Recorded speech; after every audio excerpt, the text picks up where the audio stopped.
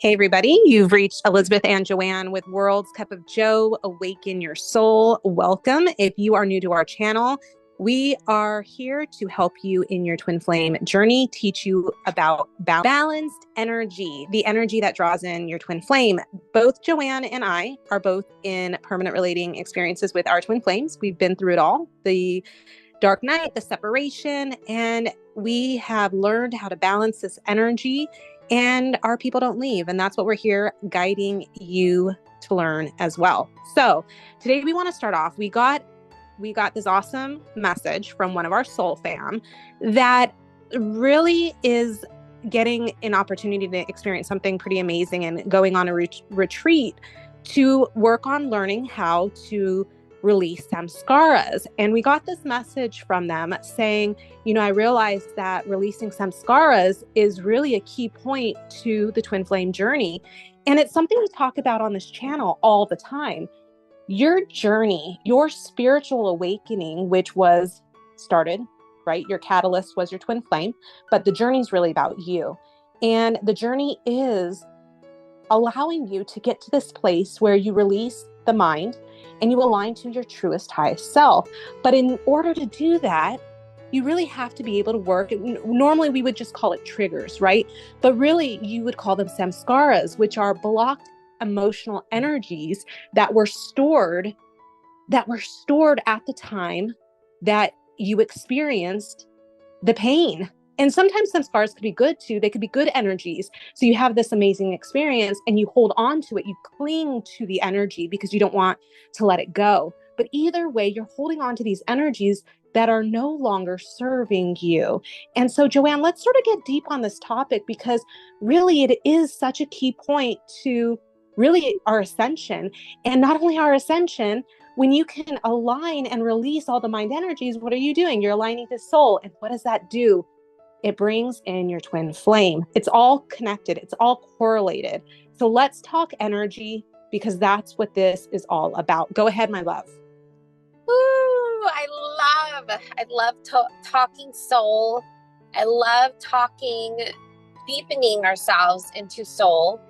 And Elizabeth's absolutely right. This is the very energy that draws in your twin flame, my love.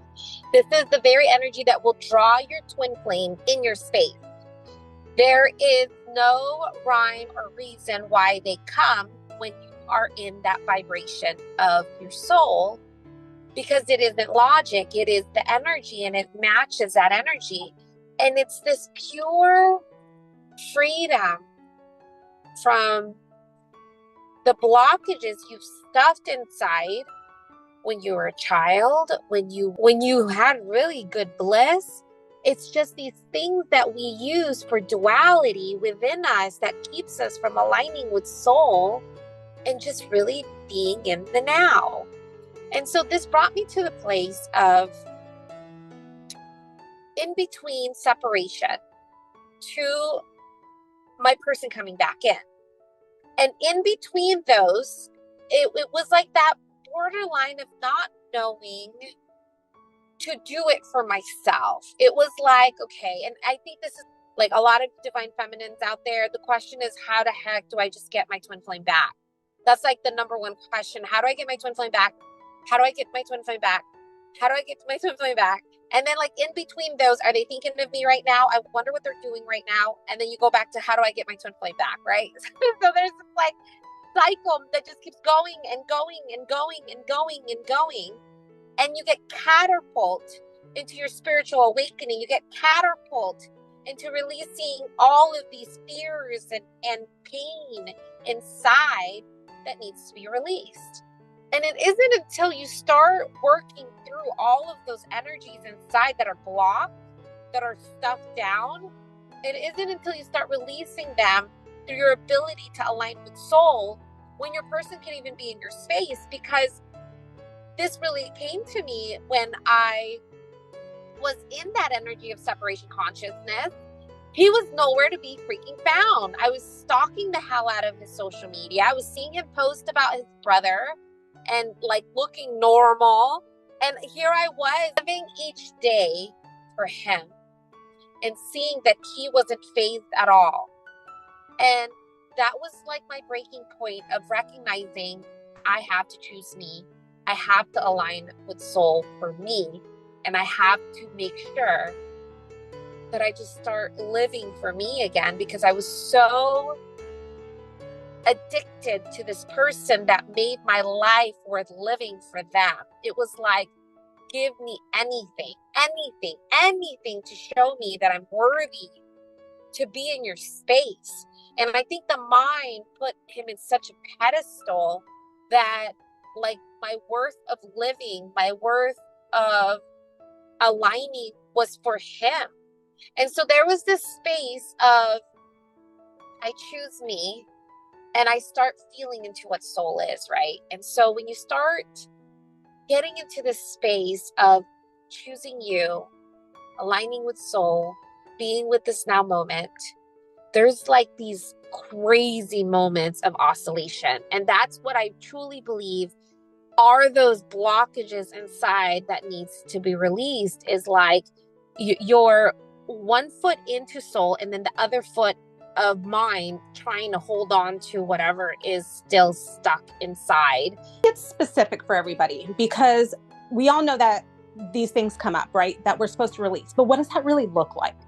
So in that phase, that separation phase where you are starting to shift into really focusing on yourself instead of on your person, you'll see, and I want to sort of emphasize that a lot at the beginning of learning how to balance, a lot of the triggers, a lot of the samskaras that are coming up are sort of the superficial ones, the easier ones to release. And when you start balancing in a permanent relating experience, which we'll go into, you know, you'll learn more as time goes on, but you start working with deeper triggers, bigger samskaras. But so what does it really look like? It looks like looking in the mirror and sitting with yourself and saying, why am I unhappy? Why am I thinking that they're going to choose someone else? What is it within me that feels I'm not worthy? And you start working through those blockages. And it looks something like, well, it's not that he doesn't find me attractive. It's that I was told when I was 5 years old that I was overweight, or that I wasn't pretty, or that I wasn't this, or that I wasn't that. And then it's releasing those things that are coming up through thinking about your person, right? Your person is the gateway for you to really get to this internal space where you have to go within to release those blockages, those energetic blockages that are coming up within you. So like Joanne, you and I both experienced infidelity issues in our family, right? Our extended family, our near family, right? We won't go into specifics, but we both experienced as children watching infidelity issues and then using our person to bring out the fears of us that we were going to be cheated on. And really what it was the samskara. We had stored these energies of watching important people in our lives have infidelity towards other people that we cared about.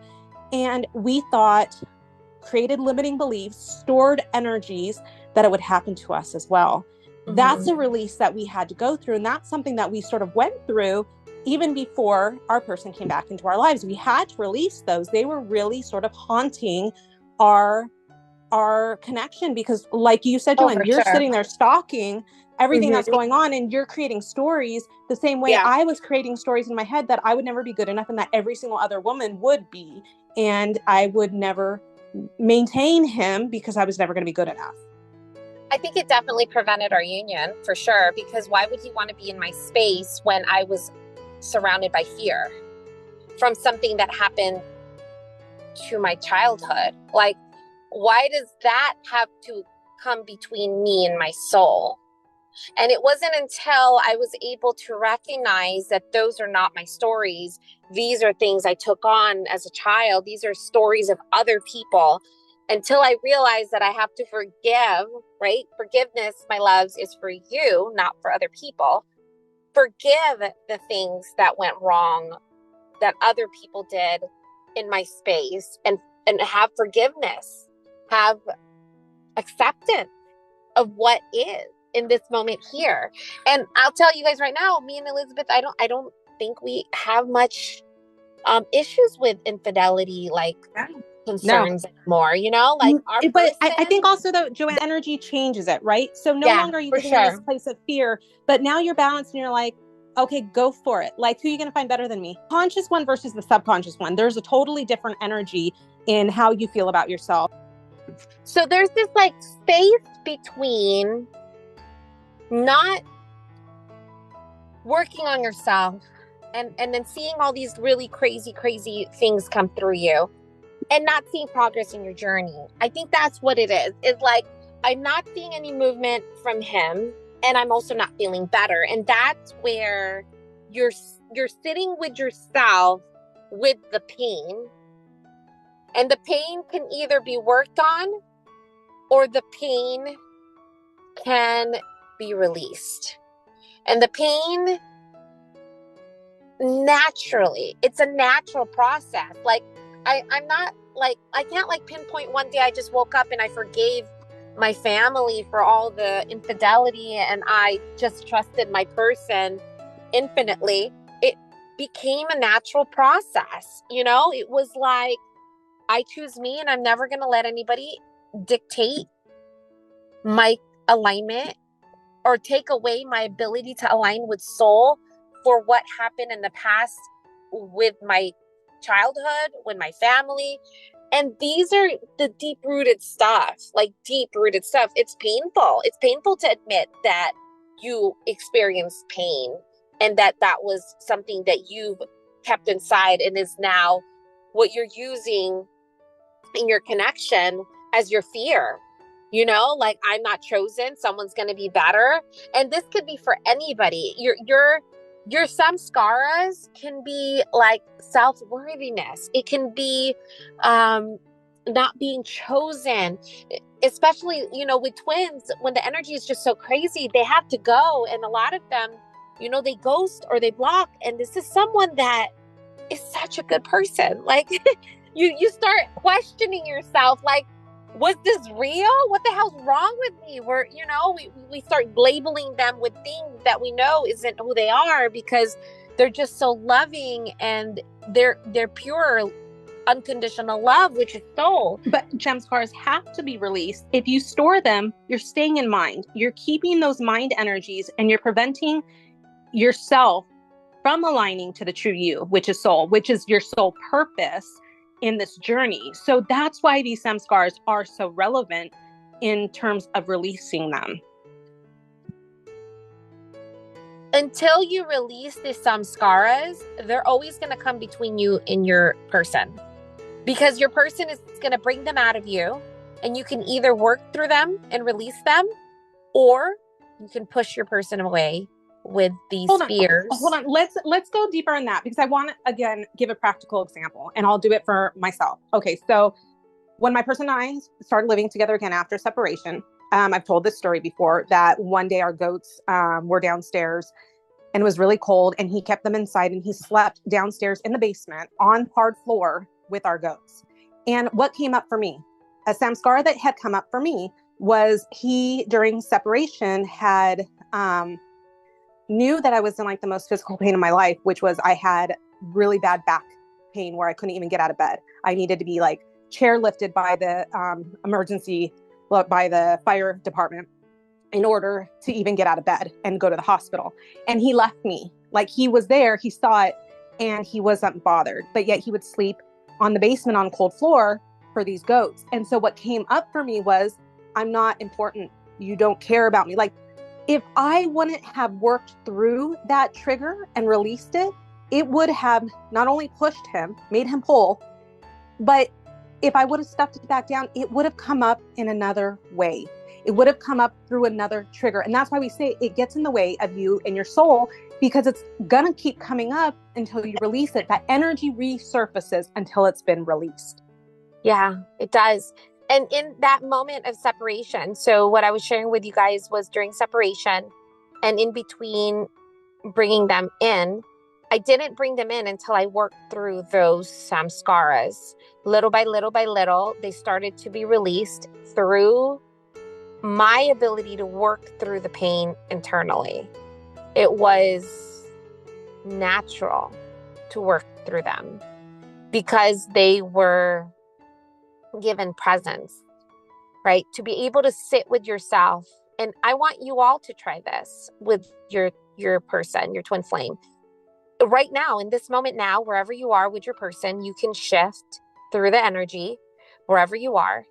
And let's say you're in separation and there's a part of you, which a lot of us experience this, through separation consciousness, it feels like you are not chosen, not worthy, forgotten, right? All those things that come up. And when you can feel them, they hurt like hell, right? They effing hurt. They hurt because it's more than just your person that is bringing out this energy, right? The unworthiness, you can sit with yourself and you can start feeling like, I've never been worthy. I've never been chosen. We'll have TFs, divine feminines, where, their parents or their father or their mom or somebody did something and showed them, because this is our caretakers. They're the ones that show us how our life can be dependent on with others. And when they didn't show us that love, it like pretty much confirmed to us like we're not worthy. And then to see it happen from our person not being in our space after giving us the most amazing love that we've ever experienced, right? Before the bubble face, that where we actually realize, oh my gosh, I can believe in this again. This is actually real. Love is real. I didn't get it from my parents. I didn't experience unconditional love from others, but holy smokes, this is real. And then you get pulled under the rug and they leave. And now you're sitting with the samskaras. You're sitting with the pain, the things that told you you're not worthy, the things that told you you're not chosen, the things that told you that you're not enough. And those are the things that when you're sitting with yourself, missing your person, looking for your person, thinking your person is separate, what you're really doing is you're sitting with the part of you that took in all this pain, the sadness, the unworthiness, the things that told you weren't good enough, the things that are not you. Those are all the things that you're releasing and working through from within. Because your person isn't going to come back when you have all these things that are going to keep pushing them away. Like Elizabeth said, as soon as her person is even in her space, she goes back automatically to that space of push again. And a lot of these samskaras that come up for us, my loves, they have nothing to do with our person. Nothing to do with our person.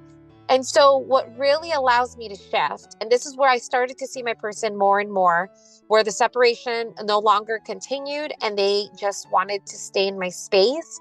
It was when every time I would seek to them for my wholeness of soul, they would leave because I was forgetting who I was. And there I sat with myself, being with myself. I started to fill myself in those emptiness the mind had, and we can go over each one, right? I'm not good enough. You are all effing good enough. You're not worthy. You're so worthy. You are soul. You are freaking important. Like you are awakened. You were chosen as the awakened one. You are highly freaking favored, my loves. Your soul chose you. Your soul loves you so much that it chose you to be the awakened, conscious one, to be the one that is constantly expanding and becoming the truest version of you. That is the purest form of love, is giving you the true experience of unconditional love. And so those things that feel like I'm not good enough, I'm not chosen, how do I feel that from within? How do I release those things that makes me feel unworthy and allow myself to recognize that I am? And that's where it became a natural process. Like, I don't think I sat around giving myself like that empowerment of like, my person's never going to leave and choose someone. I just recognize I'm soul and I'm effing amazing and nothing's going to touch me. And it became innate. I think it became more like, I'm okay. If they don't choose me, I'm okay because I'm good. Like, I'm good, whether they choose me or not. It became almost, it didn't matter anymore. The focus really does shift from constantly being consumed with all thoughts on what they're thinking, doing, and feeling. And that's why we say that all the time, to really not caring what they're thinking, doing, or feeling. It really becomes this internal shift where you don't go outside yourself anymore regarding them. You don't. And when you can get to that point, it's permanent. It's awesome because you don't stay in that obsessive mode anymore with the stories, because that's all the mind is. When you're focusing on what they're thinking, doing, and feeling, let's get real. It's a story, because ultimately you'll never know what they are thinking. You'll never truly know. But what you do know is how you feel. What you do know is how to make you feel good. So when you start shifting into that place of, I choose me, I'm focusing on me, it's permanent, because it's no longer the stories. It's really presence with yourself. Yeah. It's I choose me. And I'm going to be with all of the things that come up for me, because these are things that allow me to get deeper in myself. And those are when my person texts me. Those are when my person comes in. Those are like, while we're on this call, he was calling me and I texted him. So I'm going to read it to you guys. I said, I'm in a video recording. What's up? He said, nothing, just calling. And I said, do you need anything? He said, no. That. Why? Why is my person... Yeah. My person was just here too. I was on mute. 8:29, 8:29, right? 8:29. He was calling me. Missed call, 8:29. I text him back, 8:29. Nothing, just calling, 8:30. It's like 8:32. Do you need anything? No, I just wanted to call. Why? My loves. This energy is real. This energy is real. Your soul chose you to wake up to yourself. And the soul that you are is perfect. The soul that you are is amazing. The soul that you are is whole. And the soul that you are needs nothing. When you need nothing, especially your person, that's when they're there, because you are your soul. They're there. I didn't know that. You said your person was just there, love? Yeah, I was on mute. And yeah, he was coming in and talking to me, and I was like, I'm on a call. I know. I know. Yeah. You know, we have all day for them to talk to us. Why are they talking to us now when we're in this space of soul? It is because they are your soul, my loves. You're in the vibration. You're in the energy where your soul calls your soul. And so when your soul calls your soul, when you recognize your soul, you're given the gift of the journey to be in the space of your soul. And it wasn't for them, right?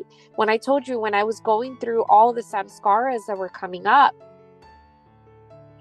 all these things that were coming up, it wasn't for my person. It wasn't like, I'm going to work on it. Because remember, initially it was, how do I get him? How do I get him?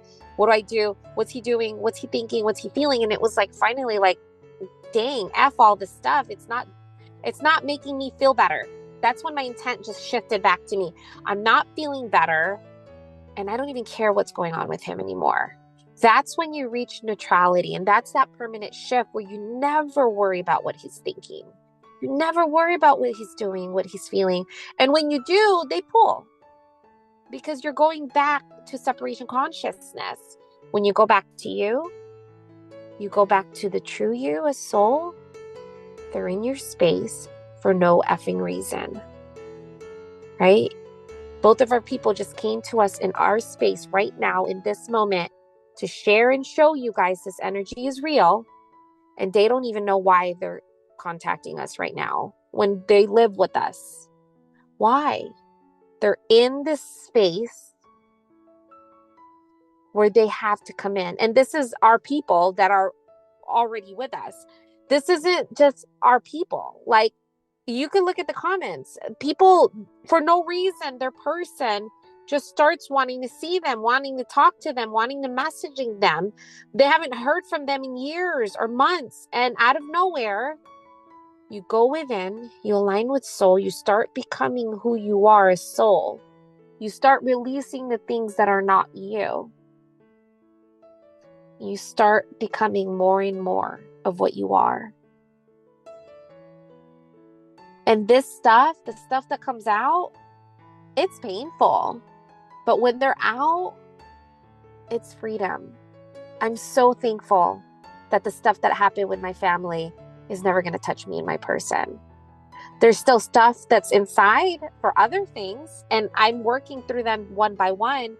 But sometimes I don't even know that they're there until my person brings it out of me.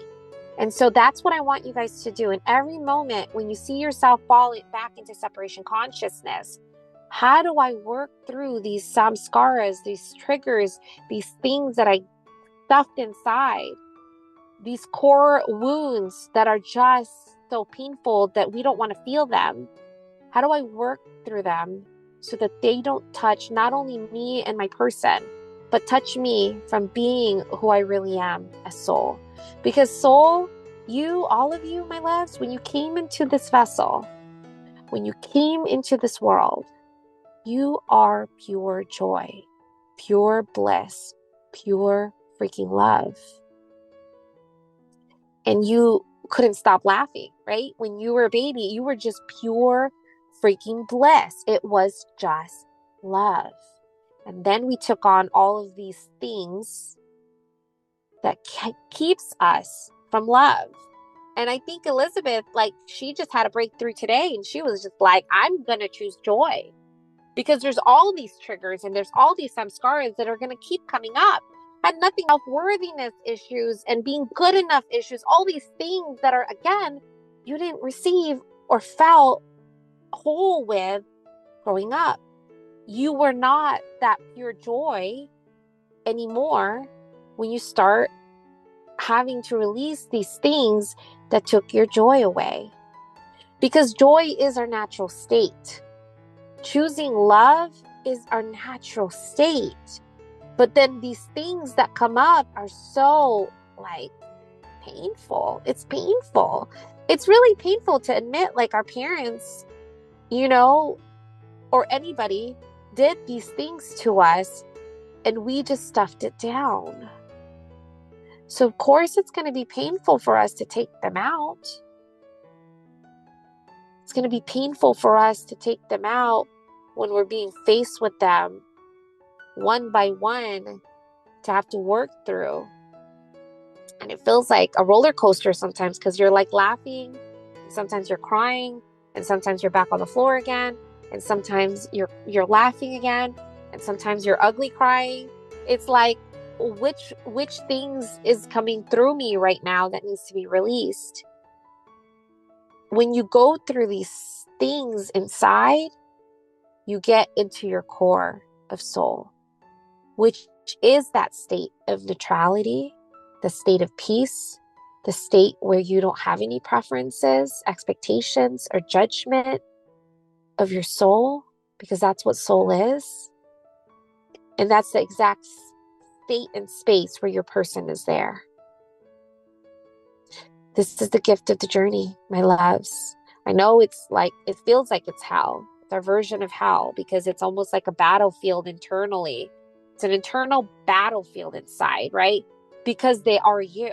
So you're working through all of these really heavy stuff inside. And once you release them, your person comes, because they're just matching your energy. They're matching your energy. They're matching that vibration of love. They feel your love. It's calling to them. Soul's telling them, like, she's here. He's here. Find your way to your soul, because your soul's in the vibration. Your soul is here. And then when you forget who you are, you start stuffing all these things back down or continuing to hide them.